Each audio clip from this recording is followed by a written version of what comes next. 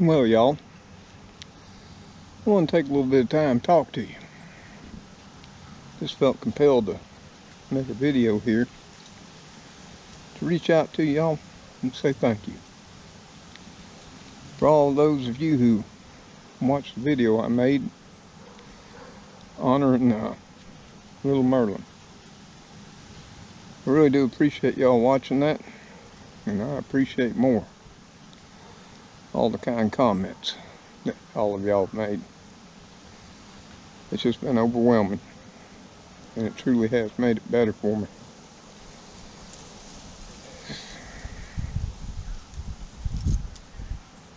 Y'all's outpouring of sentiments and sympathy, as well as your thoughts and prayers, have went a long way to helping me get through this.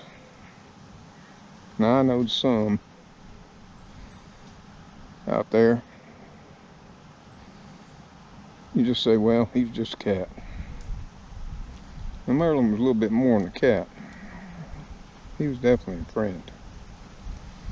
Albeit he was a furry friend, a little ball of fur. And that old cat been with me the better part of 11 years.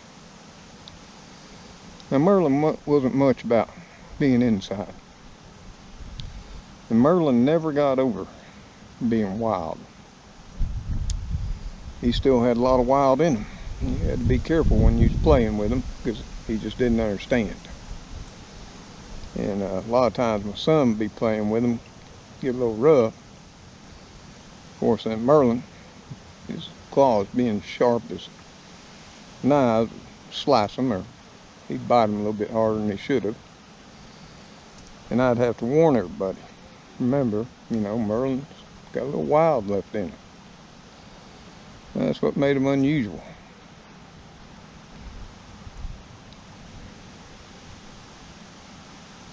I mean, Merlin's experience started after the death of one of my favorite animals, which was also a cat. And I called him, as kids called him, Cabbie. Sort of a takeoff from Scooby-Doo. The reason being, he'd go running, starting in the living room, gain speed in the dining room, and he'd hit that rug. We used to keep a rag rug in front of the sink, and he'd hit that rug, sit down, and just slide on that rug all the way across the kitchen. My kitchen's not all that wide. It's only about 10 feet wide, but it's about 24 feet long. And he just thought that was the best thing in the world. Now, he was actually Ashley's kitty, and Ashley had named him Cabbots. Can't remember why. But anyway, that eventually became Cabbie. Cabbie was a character. I haven't hardly ever had a cat that was exactly like Cabbie. And he was a part blue Russian, a beautiful animal, a big old cat. And that old cat loved me, and he loved Ashley and James to death. But one day, Cabbie died. Cabbie had a bad habit of coming outdoors and hunting birds. And on one occasion, somehow Cabbie found some baby birds. I guess they fell out of a nest back here in the bamboo forest. And of course, Cabbie did what cats do. Unfortunately, he ate them. And one of them choked him. And Cabbie was up here in the bamboo forest, and he died from choking. Now, Ashley had been searching for him for all day. I was at work when she called me, all terrified, screaming and crying. Said I need to get home really fast. She thought Cabbie was dying. I left work immediately. And I drove straight here. But by the time I got here and worked my way into the bamboo forest to where Cabbie was, he had done passed away. course, Cabbie, he's buried here on the place too. But shortly after Cabbie passed and my daughter moved away to live with her mama to help her mama take care of her 2 young children, Merlin showed up.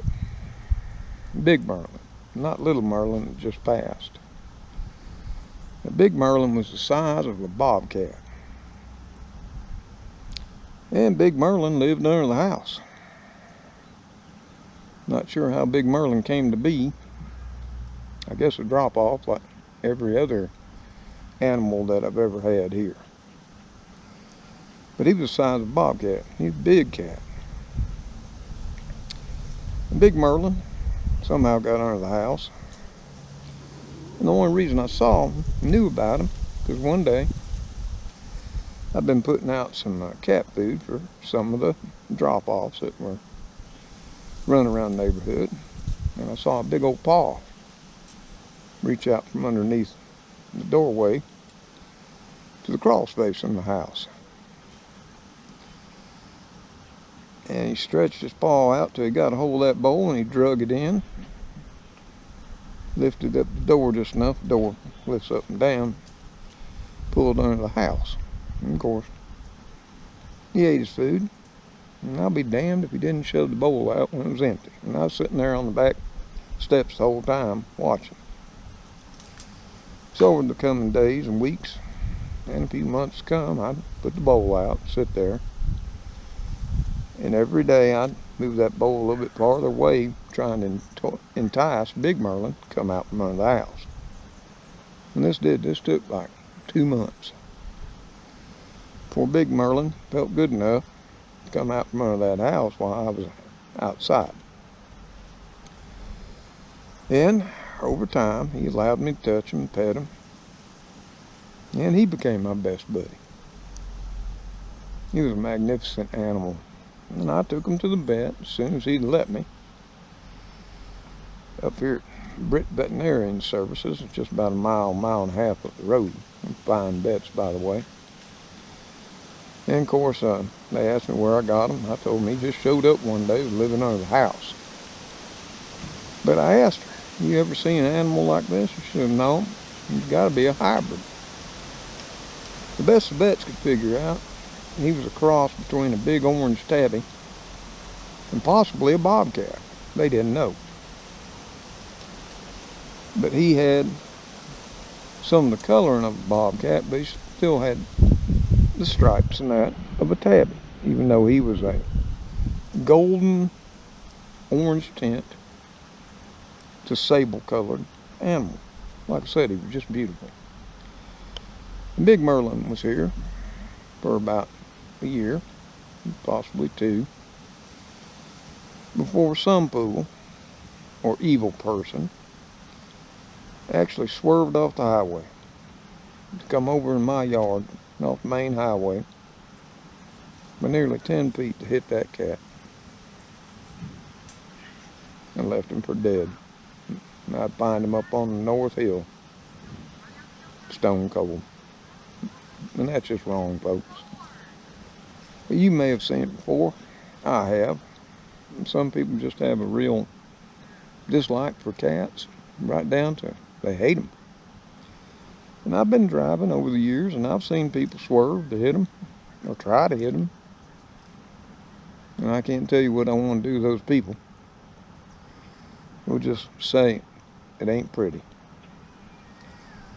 But soon after Big Merlin passed, Little Merlin showed up.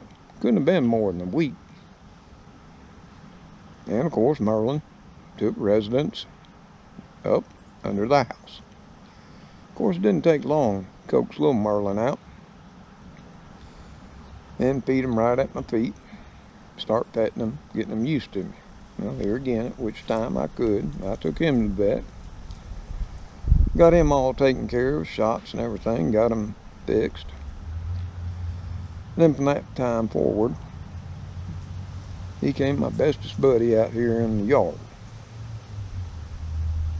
And Merlin loved this yard, this property. He rarely ever strayed off this piece of ground. But Merlin wasn't big about coming inside. I don't know if that's because Trixie was in there or what. Of course, on the other hand, Trixie, she never took to Merlin. She didn't like him from day one. And if she was by me, especially in the house, Merlin tried to get close, rub up on me, and get some love, Trixie wouldn't have that. She'd start swatting him more times than you could even see until Merlin backed off. And the same was true back when Trixie used to come outdoors with me all the time. And if you watch my previous videos over time, you'll always see Trixie out close to me. And she'd never leave my side either. Merlin, he'd be 5, 6, 8 feet off. He'd always be there too. But if Trixie was there, he couldn't get close, and he knew it. But when Trixie got ill here back in, I think it was June or July, not sure, and she almost died, and had to be put up in Brett's veterinary service for a few days while they treated her. Of course, when I brought little Trixie home, she was still in bad shape, lost a lot of weight, and it took quite some time here to nurse Trixie back to health. Trixie don't come outdoors anymore. Of course, old Merlin, he was fine by that. He thought that was the greatest thing that ever happened in life. Because then, he could be right at my side, and Trixie wouldn't be there swatting at him all the time. So Merlin just loved that. And where Trixie had always been there before, Merlin, he took her place. And on the days Trixie was up near death, and I was trying to prepare for her passing, I've had Trixie for 15 years. And that little lady's never been more than a foot away from me. I could go to work in the afternoons, and she'd sit there at the door and watch me leave. And I could come home every night, didn't matter. Midnight, 1, 2, 3 in the morning, 5, 7 in the morning. She'd still be there, sitting or curled up, looking at that door when I came through. Never, not once, was she not.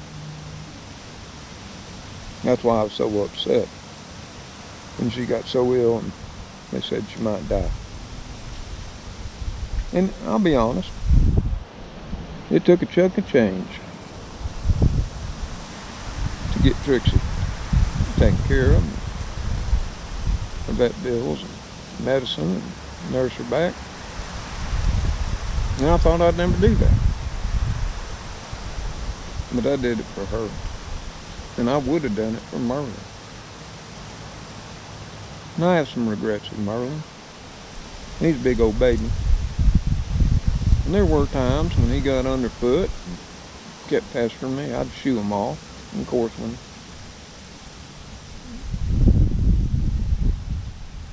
when your favorite little furry buddy passes, then you regret all that, like we do when people close to us die. We regret some of the things we may have said in the past, some of the actions we may have done towards them, or not, like spending more time with them. Merlin was a character all of his own. He was as faithful as any dog I've ever owned. Well, then Trixie is too. Now, most people say cats are a flute. They tend to ignore you only when they want something. And that may be true, but there's several cats I've owned, and I think Merlin was about the 6th. That's not been the case. They've been as loyal and loving as any dog I've ever owned. Even more at times. Now, they won't go play fetch, and you can throw a stick all day and they'll just look at you like you're stupid. Now, Trixie and Merlin loved playing ball. Well, that was good. You could roll a ball in the house, they'd just tear it up. Of course, they wouldn't bring it back. You had to go get it and roll it again. But they could play for hours that way. So yeah, my life here has changed because of that little fur ball, Merlin. The very next day, when I went out, that being Sunday, I did like I always do. Made my coffee, got dressed in my outdoor clothes, grabbed my cup of coffee and went out to sit on the front porch. Before I did, I scooped up a cup of food for Merlin, because he'd always be out there. Eat a little bit and then plop down beside me, start rubbing all over me every morning. And I wasn't even thinking. I made it through the dining room, almost to the door, before it hit me. Merlin ain't gonna be out there no more. Of course, Trixie, she's walking just to the left of me. And I was tearing up like an old baby. And I opened the door, opened the screen door, and looked down at Trixie. Said, "You coming out with Peppo today?" She sat down right at the edge of the door. And she was all fine, sitting there looking out the screen door. But for whatever reason, since Trixie got so sick and almost died, she don't come out except on a rare occasion. And I think since she's returned from the vet, that's been twice. Where prior to her illness, it was every day, multiple times a day, anytime I went outside. If I came in, most likely she'd come in. If I went out, she'd go out. Trixie'd even get in the car and ride with me. Of course, so would Big Dummy. That was another nickname I called Merlin. He's bad jump in the car too. The only problem being, if I turn left, go up Highway 14, and he saw that vet, boy, he'd just go crazy.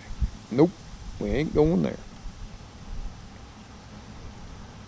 Both Trixie and Merlin ain't got a lot of love for the vet, for whatever reason. They're really good people. They love animals, got a fantastic staff up there at Britt's. I can't say enough good for them.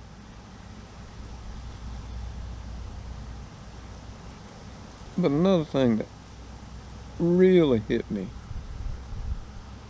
was reading y'all's comments. Not just the sympathy, the thoughts, and the prayers, but y'all shared your losses that you had suffered because your pets have passed. Some of which just passed recently, just days, a week, 2 weeks. And as I read how y'all thought about them, I knew there were people out there just like me that cared just as much about their little furry friends as I did. And y'all just can't tell how much that meant to me. Y'all sharing that. And I hope people who come by this video and the previous one in honor of Merlin will read down through the comments. We'll share in y'all's love for your little furry buddies, as I do and did for mine. Now this is Tuesday, so it's been 3 days now. And it's better now, but in all honesty, I haven't come outdoors much. except to get the mail, go in the truck, go get some. Just don't got it in me right now just to walk the place. Ain't much need right now. Fall's coming. Things are winding down. It can all wait. Cause just like they coming out here, check out what few plantings I have left. Mark the property. It just isn't the same. And it won't be. Till another furry friend shows up. And that's what's been unusual here. Cabbie passed. Big Merlin showed up. Big Merlin was killed within a week. Little Merlin showed up. It's always been that way. Before that, it was Shane Lee, who was Cabbie's mama. She was a big blue Russian. Somebody dropped off. And she was a mature female cat. And Cabbie was one of her kittens. And Ashley picked him to keep and be her own kitty. So here I sit. Now, it's only been 3 days. And right now, no other animals showed up. But I'm thinking, just like so many times in the past, another one's on the way. And I sure do hope so. But if not, as much as it's gonna irritate Trixie, I'll probably go out and adopt another one from an animal shelter. Save one from a bad consequence of death. Because that's what happens a lot with cats and kitties in the animal shelters. But I'm not alone here when I come out. I still got a whole herd of squirrels that don't mind me. They ain't afraid of me. They know the old man is the one who brings food out. So they're good with that. And I've noticed just in the last day or two, now that Merlin ain't out here stalking them, they're more than happy to stay down out of the trees and frolic around like they don't have a care in the world. But I also got an opossum, or what we call possums in the South, and they're the only North American marsupial. They actually have live births and tuck babies away in a pocket similar to a kangaroo. Now a lot of people do a lot of hating on possums because they do look a lot like a big rat, you know, with a bare long tail, snout, long snout, and beady eyes. But they're very docile animals, wouldn't harm anybody. And it's just a myth that they carry rabies. They don't. Something about the body temperature, some chemistry, they can't contract rabies. You can look that up on the internet there, Mr. Google, or DuckDuckGo, or whatever you want.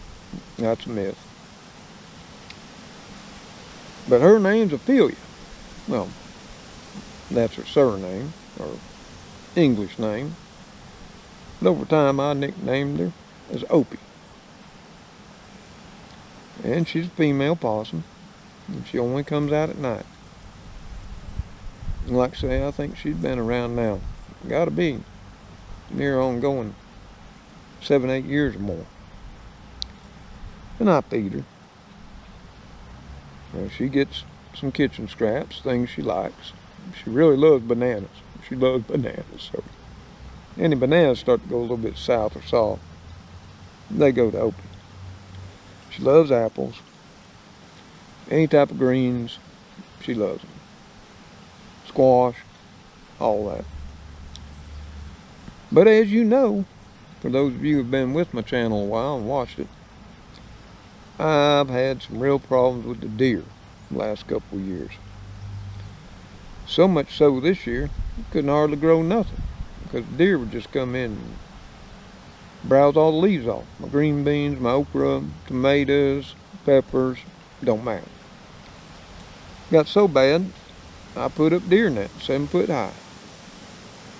They just snuck in some other way. Till now, they just tore it all down. And at first I was angry at the deer. But then I realized we were in an extended drought and the deer were starving. They didn't have nothing to eat in their natural habitat. And I had all these yummy things around here. And like I said, they were starving. So I gave up. I let them have it. I even let my grass grow long and natural. So they come in at night. They graze on my property. They'll still eat every leaf off my okra and my green beans. If a new one comes, they'll eat that too. But I went a little bit further than that. I went and bought them deer feed, which is a high protein feed. Mixed in with corn and other grains that I have for them. And I buy them these molasses and wild berry blocks.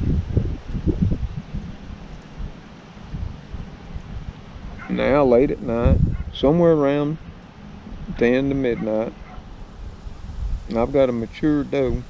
She's real good size, and her yearling fawn coming. Probably last year's fawn. And they graze around the yard. They'll eat the corn and feed I put for them out by the crepe myrtle tree outside the kitchen dining room window. And they'll chew down that molasses block I got them. And they're just loving it. And all of you know you can hear the birds most of the time in my videos. Some of the people say, have asked me, do I put those birds singing and chirping in? No. I've always had a lot of birds because I feed them. And then there's a lot of blackberries, a lot of possum grapes, which are a native, very small grape that grows here in the south. And I got some muscadines too. Don't cultivate any of it. It's mostly for the birds. And of course, birds love cherry tomatoes and some other things we grow around here. Like last winter, I put in some rye, oats, and wheat, and it grew through the winter. Had it out and grained and dried on the stalks this spring. And the birds ate it right off stalks. Amazed me. So I got my birds, I got the deer, I got the squirrels out here. So I'm not alone, all alone. And I'm sure just any day now, there's another furry friend making his way to me. So we'll see. So y'all, I want to thank all of y'all again for your outpouring of sympathy and understanding, your thoughts and prayers, and know this, I share that with y'all. I grieve with each and every one of you who has lost a beloved pet and furry friend. And I want you to know you're in my thoughts and prayers too. We all share that in common, our love for animals. So I'm going to leave you now. This video is going to end with some night vision footage of my furry friends coming at night to dine here at Deep South Bama. And you're going to see Opie, my possum.